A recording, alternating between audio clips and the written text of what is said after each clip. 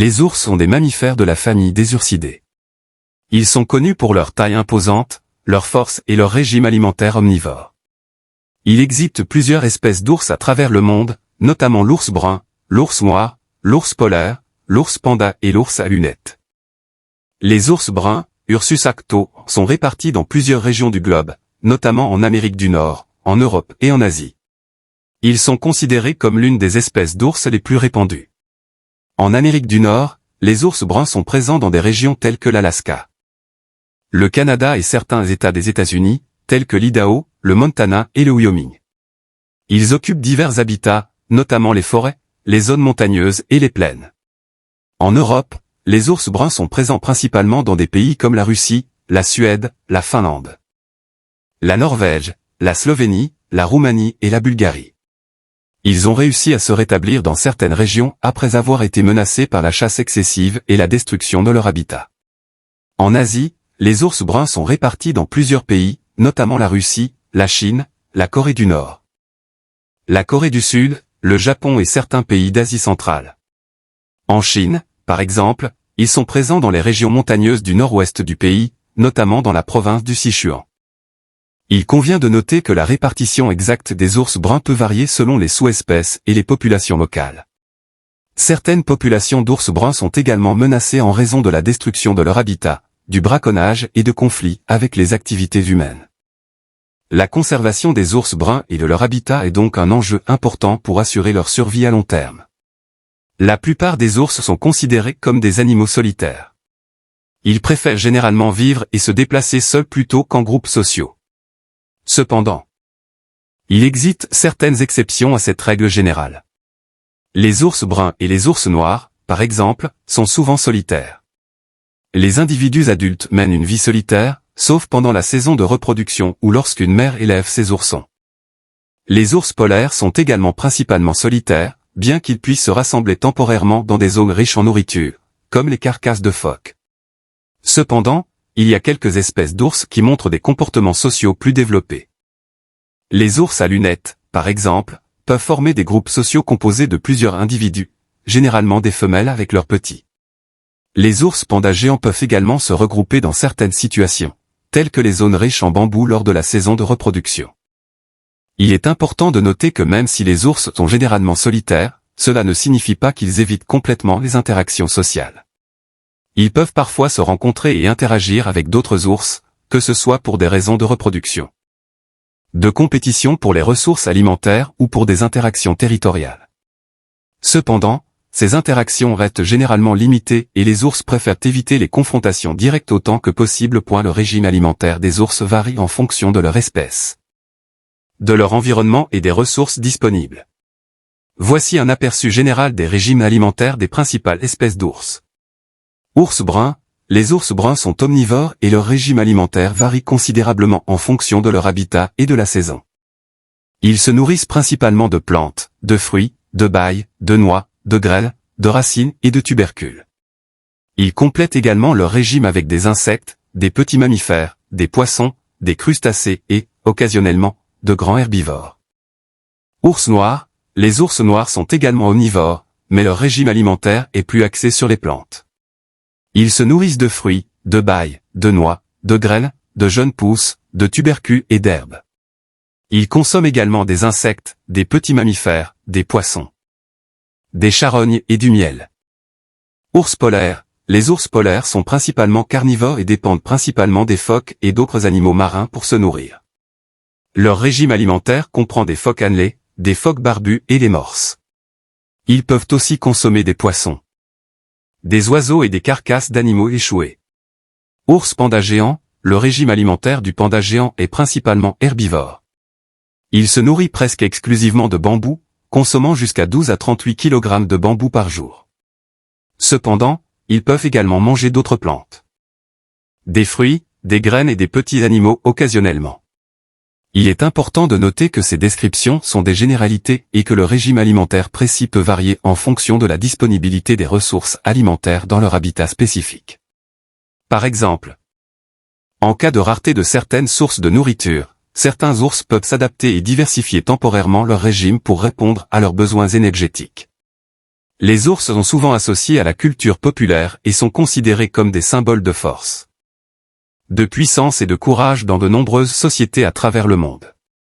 Leur taille imposante, leur nature sauvage et leur capacité à se débrouiller dans des environnements difficiles ont contribué à forger cette image.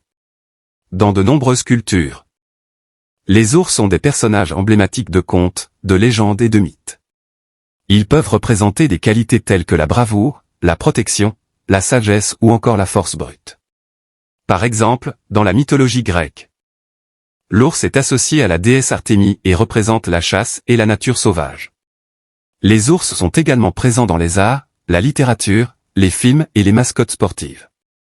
Leur image est souvent utilisée pour symboliser des équipes sportives, des marques ou des produits, en mettant l'accent sur des traits tels que la puissance, la ténacité et la détermination.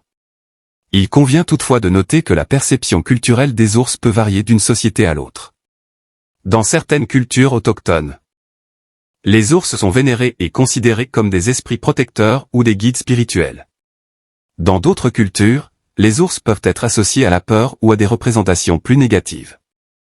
Dans l'ensemble, les ours occupent une place importante dans l'imaginaire collectif et continuent de fasciner et d'inspirer de nombreuses personnes à travers leur symbolisme et leur représentation dans différentes formes d'expression culturelle. Bien que les informations générales sur les ours puissent donner un aperçu de base de ces animaux, il est important de noter que chaque espèce d'ours a des caractéristiques spécifiques, des comportements et des besoins différents. Par exemple, l'ours polaire est adapté à la vie dans des environnements arctiques et dépend principalement des ressources marines pour sa survie. Son régime alimentaire, son comportement de chasse, son habillement physique et sa relation avec la glace de mer sont très différents de ceux des autres espèces d'ours.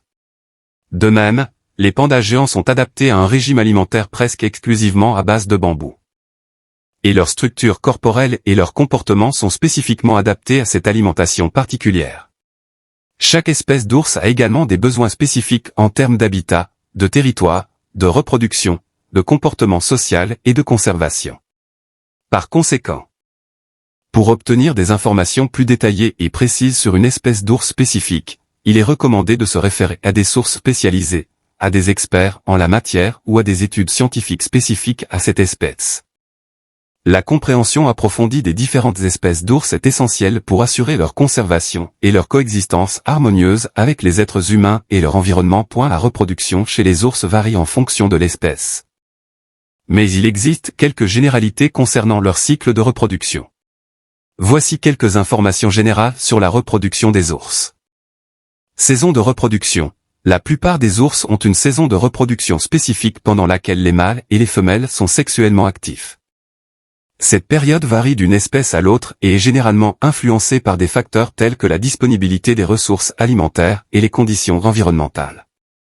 Accouplement, pendant la saison de reproduction. Les mâles cherchent activement les femelles en utilisant des signaux chimiques et acoustiques. L'accouplement des ours est généralement bref et peut se produire à plusieurs reprises pendant une même période de reproduction. Gestation, après l'accouplement. Les femelles subissent une période de gestation avant de donner naissance à leurs petits. La durée de gestation varie selon les espèces, mais elle peut durer de quelques mois à plusieurs mois. Par exemple, chez les ours bruns, la gestation dure en moyenne de 6 à 8 mois. Portée, la taille de la portée varie également en fonction de l'espèce. La plupart des ours donnent naissance à une ou deux portées à la fois, bien que certaines espèces puissent avoir des portées plus importantes. Les oursons naissent généralement aveugles, sans poils et dépendants de leur mère. Soins maternels, les femelles ours sont généralement responsables de l'élevage des oursons. Elles les nourrissent de leur lait et leur enseignent les compétences nécessaires à leur survie, telles que la recherche de nourriture et la protection contre les prédateurs. Les oursons restent avec leur mère pendant une période variable, qui peut aller de quelques mois à quelques années, en fonction de l'espèce. Il est important de noter que ces informations sont générales et qu'il peut y avoir des variations et des spécificités pour chaque espèce d'ours. Les détails précis de la reproduction des ours peuvent être trouvés dans des études scientifiques spécifiques à chaque espèce et des sources spécialisées. Les ours ont quelques ennemis naturels.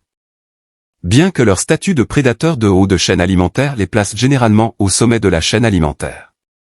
Voici quelques-uns des ennemis potentiels des ours. Humains. Les activités humaines, notamment la chasse illégale, la destruction de l'habitat.